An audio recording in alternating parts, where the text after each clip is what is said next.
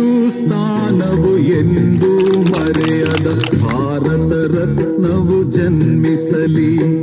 ಹಿಂದೂಸ್ತಾನವು ಎಂದು ಮರೆಯದ ಭಾರತ ರತ್ನವು ಜನ್ಮಿಸಲಿ. ಈ ಕನ್ನಡ ಮಾತೆಯ ಮಡಿಲಲ್ಲಿ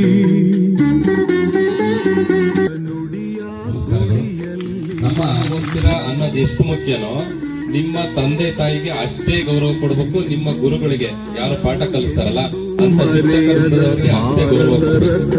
ಇದಾದ್ಮೇಲೆ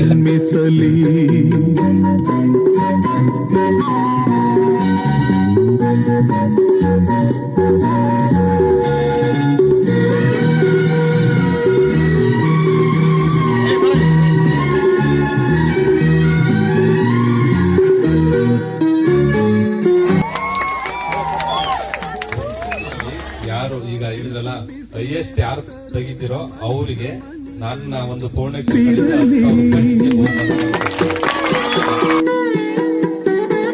ದೇಶಭಕ್ತಿಯ ಬಿಸಿ ಬಿಸಿ ನೆತ್ತರು ಧಮನಿ ಧಮನಿ